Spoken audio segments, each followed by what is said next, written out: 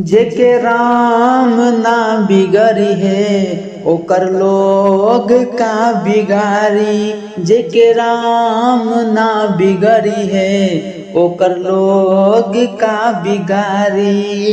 रही जे कृपा भगवान के, रही जे कृपा भगवान के, निर्बल न कबोहारी। जेके राम ना बिगड़ी है ओकर लोग का बिगारी।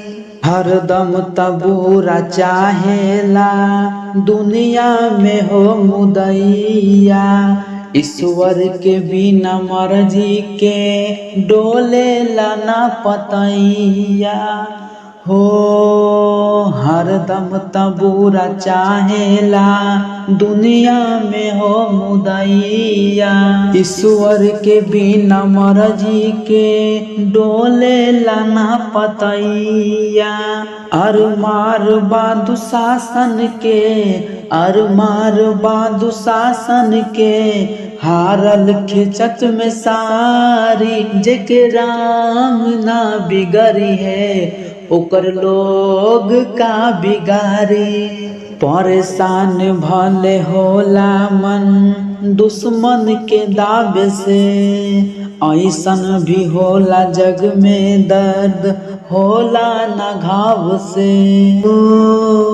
परेशान भले होला मन दुश्मन के दावे से, ऐसन भी होला जग में दर्द होला ना घाव से।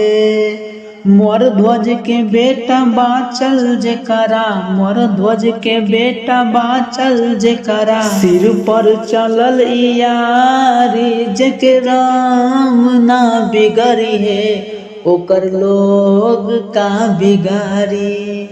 भाला ना होला ओकरा जे दूसरा के चाहे बुरा। लोभिया काम चोरवन के सपना रहे अधूरा। भाला न होला ओकरा जे दूसरा के चाहे बुरा। लोभिया काम चोरवन के सपना रहे अधूरा। लिखे महेश गीतिया के, लिखे महेश गीतिया के, गावत बारे खेसारी। जेके राम ना बिगड़ी है ओकर लोग का बिगारी। जेके राम ना बिगड़ी है ओकर लोग का बिगारी। रही जे कृपा भगवान के, रही जे कृपा भगवान के, निर्बल न कबोहारी। जेके राम ना बिगड़ी है ओकर लोग का बिगारी।